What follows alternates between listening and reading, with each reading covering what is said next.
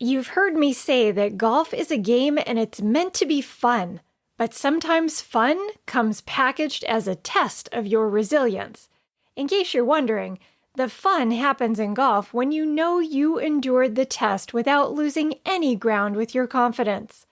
In this episode, I want to talk to you about how to apply a simple golf lesson from a famous tiger that will help you improve your resilience when the game tests you.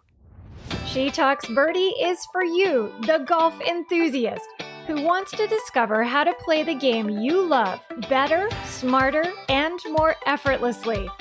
If that sounds like exactly what you need to take your game to the next level, then I'm so glad you stopped by. My name is Dr. Shannon Reese, and in each episode, we'll take a look behind the curtain in your mind to uncover the simple mindset strategies that will help you play great. Thanks for spending some time with me today. Now let's get started. If you aren't familiar with my background, in my youth I was a competitive figure skater. I spent 4 to 6 hours on the ice 6 days a week working hard to hone my skills. Similar to a golf swing, in figure skating, spins and jumps require the orchestration of many body parts to move in a specific sequence to achieve a desired movement and outcome. To me, golf seems to be the easier of the two sports because you get to stand on both feet while executing a shot. In contrast, skaters are often on one foot and balanced on a specific part of the blade beneath it. But truth be told, both sports require lots of physical, mental, and emotional resilience. The Merriam-Webster Dictionary describes resilience as, quote, an ability to recover from or adjust easily to misfortune or change, end quote. I like to think about it as your bounce-back ability, or how easily you can press on immediately following a mistake on the course without it diminishing your physical, mental, or emotional excellence. During my many years of training at an elite level, I had to learn how to be resilient. There was a lot of time when I found myself repeatedly crash landing on the ice. That's tough day in and day out. Sometimes repetitious falls would occur while learning a new jump or flying spin, trying to add an extra rotation to a jump I'd already mastered, or teaching my feet to execute an intricate or fast footwork sequence without losing my footing. Failing and falling as a result is a natural part of figure skating. But when you go down, you must get right back up and back into your program without missing a beat of your choreography. You literally have to learn how to bounce physically while maintaining your mental and emotional strength in the face of failure. I remember weeks when, due to so many falls involving the same part of my body, I'd have goose egg-sized bruises and open cuts that had a hard time healing with all that daily abuse.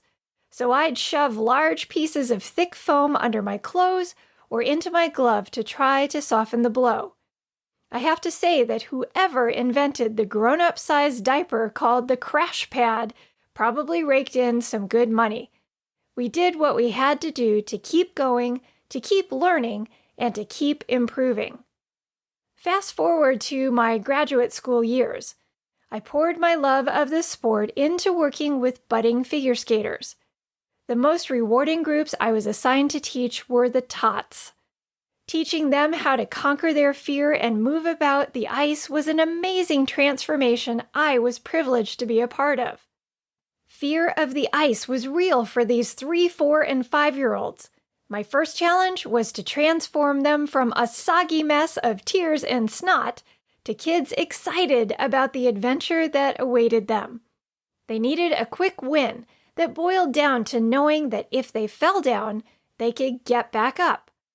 To keep things fairly easy, I would teach them how to accomplish this step while off the ice first. They were already challenged by trying to walk around in boots attached to blades, while dressed in so many layers they look like tiny Stay Puft Marshmallow Men. If you're not following that reference, you need to watch the movie Ghostbusters. My point is that they were wearing lots of protective padding provided by their snow pants, heavy jackets, hats, and puffy mittens. The ice didn't have a chance to leave a single mark on them. To give them their first victory, we'd always begin by practicing how to squat and fall down, roll onto our hands and knees, and then push ourselves back up. After completing this initial task several times, I was confident that we could take the rest of the lesson to the ice.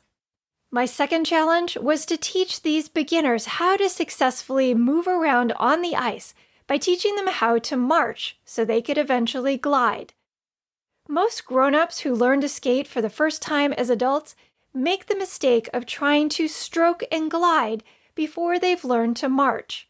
This can result in some nasty and painful falls.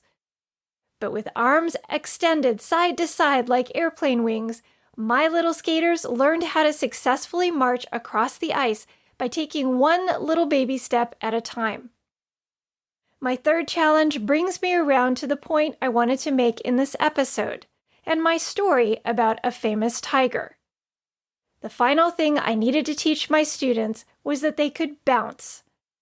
Losing your balance or having your feet slip out from under you and falling down can be scary. The key to conquering your fear of failing, and in this case, falling down, is knowing that you can bounce back from it. At the start of this episode, and because this is a golf podcast, you may have assumed that I was talking about Tiger Woods. But he is not the famous tiger of this story. There is another special tiger that I would use as an example when teaching this final lesson. This famous tiger is the role model for bounce-back ability and is the close friend of a famous bear named Winnie the Pooh. I'm talking about Pooh's friend, Tigger. If you recall the stories of Winnie the Pooh, Tigger was particularly good at doing one thing: bouncing. He even sang a song describing this amazing skill that went like this. The wonderful thing about Tiggers is Tiggers are wonderful things. Their tops are made out of rubber. Their bottoms are made out of springs. They're bouncy, trouncy, flouncy, pouncy, fun, fun, fun, fun, fun. But the most wonderful thing about Tiggers is I'm the only one. Tigger's song precisely described the wonderful ability that I wanted these young skaters to believe they possessed too. The ability to bounce back up if they fell down and to have fun doing it. And so we would march, march, march, then squat down and practice falling down on purpose and getting right back up from the ice. Each time we fell, I'd laugh out loud and say, "Oh my, I just saw you bounce. You bounced just like Tigger. That was amazing. Let's get back up and do that again." And we'd all scramble to our hands and knees, push ourselves up, and repeat the exercise. And it was fun.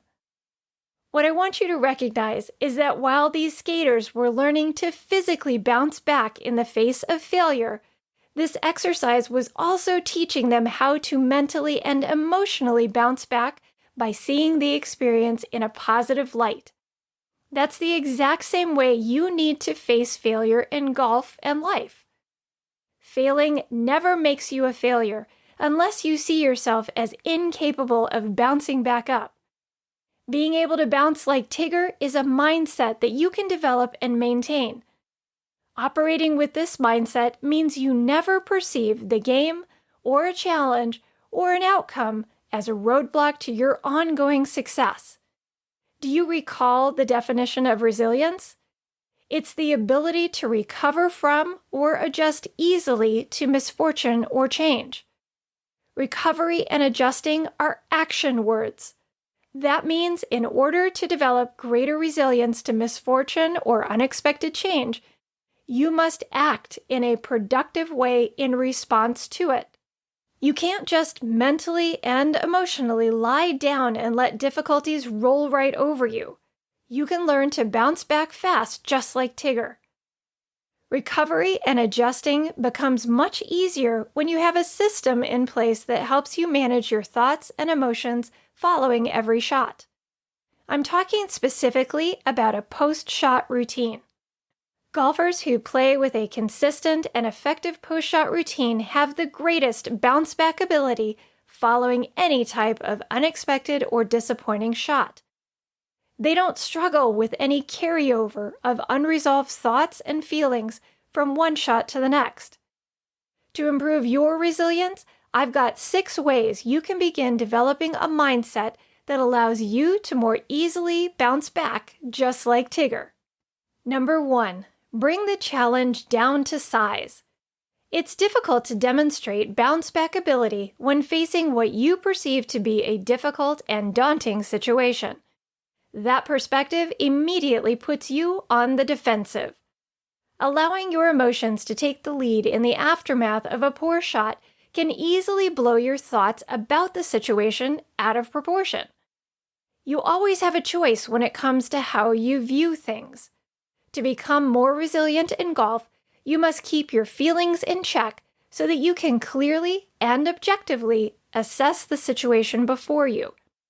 A bounce-back mindset means that you believe there is no situation you can't figure out how to conquer. The only reason this might be hard for you is because you're in a habit of leaning into your feelings of disappointment after a poor shot. A better approach is to put your big boy or big girl pants on so that you can figure out the best solution to come back strong. That kind of resilient determination enables you to bring the challenge down to size in your mind, weigh your options objectively, and make a smart decision for how to proceed.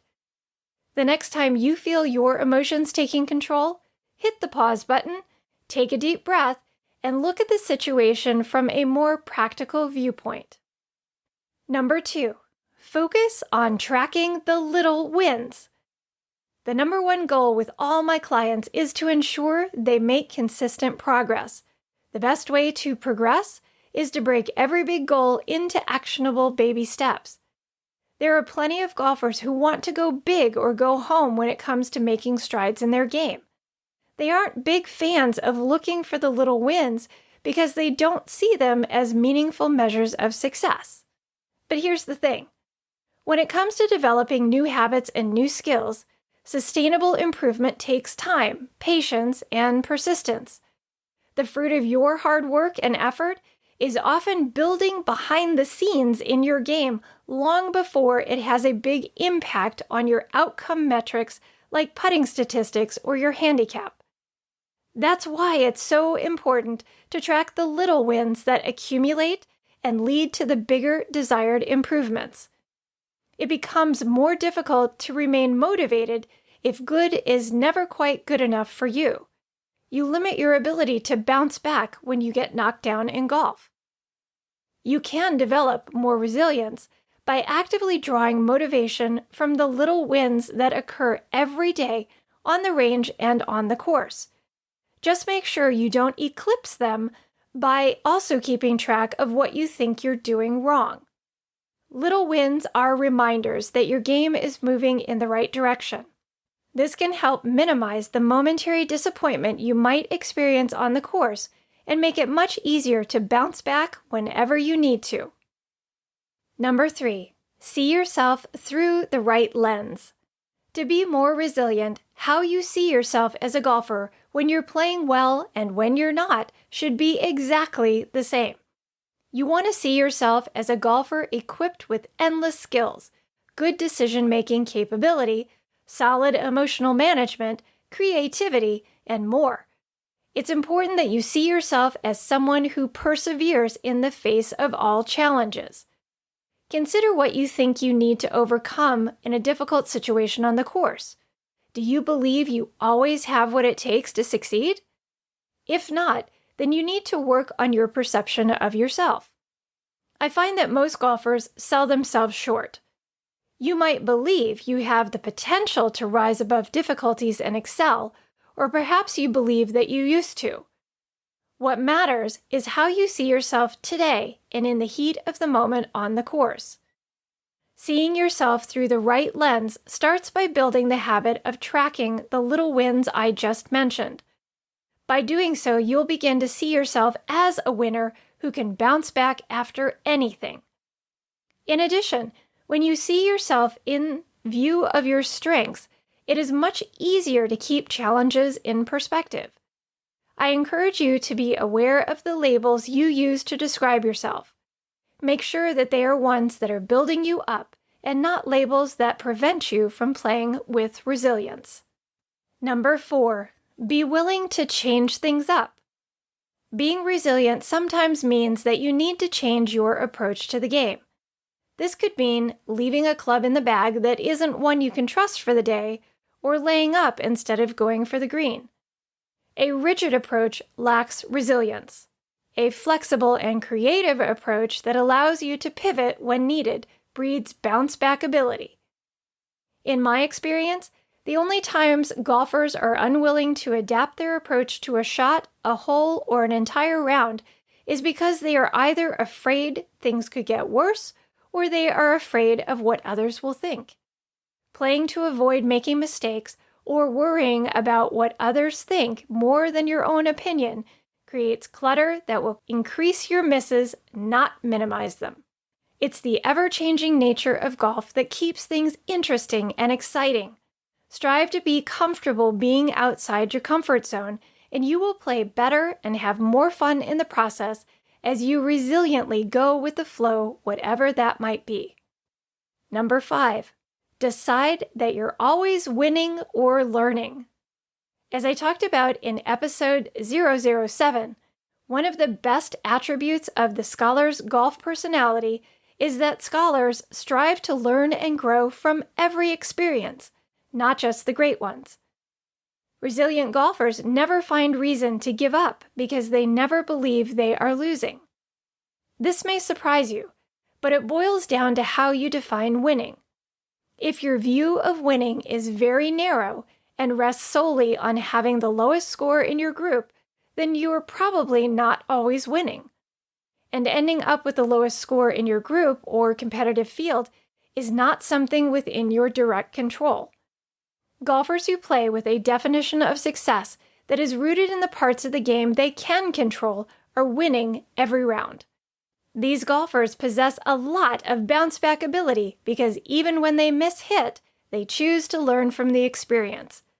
What they learn is a win because it adds to their knowledge of the game, and lessons are something on which they can build even more success over the long term. So what's your outlook? Do you only see wins and losses? Or can you begin to transform less than ideal outcomes into a launch pad for greater gains in your game? Number 6, always expect success to happen next. My last recommendation centers around maintaining a persistently positive outlook on your game, no matter how poorly you're playing. There isn't just one way to play the game well. Choosing to be open-minded at all times and in all situations will keep you from giving up. The mindset you play with must be leading you in the direction of success. And the formula is simple.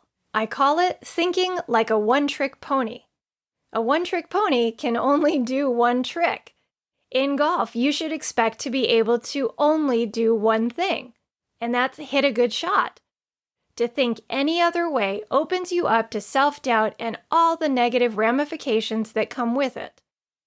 If you operate like a one-trick pony, you'll be able to resiliently ward off the what-ifs and the worst-case scenarios simply by engaging your imagination in entertaining nothing but success.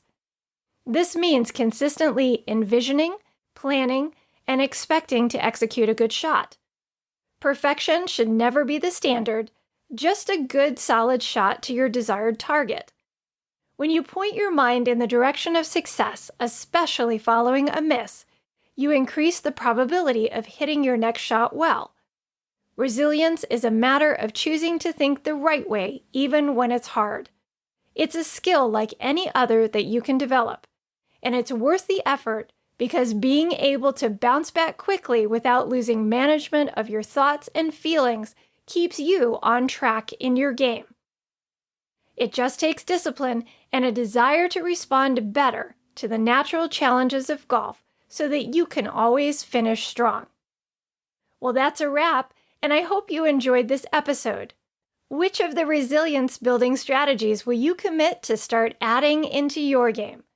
You can leave me a comment and check out the show notes for this episode by heading over to trainingforoptimalperformance.com/009. I'd love to hear from you.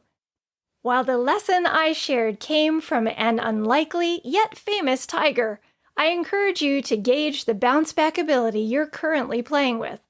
As a quick recap, if you could benefit from greater resilience, the 6 strategies I recommended are: number 1, bring the challenge down to size. Number 2, focus on tracking the little wins. Number 3, see yourself through the right lens. Number 4, be willing to change things up. Number 5, decide that you're always winning or learning. And number 6, always expect success to happen next. Rather than trying to tackle all 6 at once, select the one that focuses change where you need it the most. You will discover that shifting how you think in one area will positively impact the others too. You'll be bouncy, trouncy, flouncy, pouncy, and having more fun in no time, with some discipline following your shots. You just need to give yourself the space to get out from under your emotions and start leading with your thoughts. I know you've got this, but if you have any questions, please don't hesitate to reach out. I'm always here to help. Thanks for tuning in today. If you enjoyed this episode, please consider heading over to iTunes to rate this podcast and to leave me a review.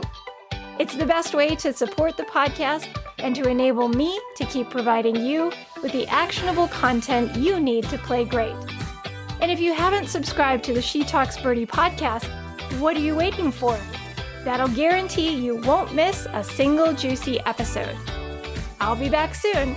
Until next time, get out there and play great.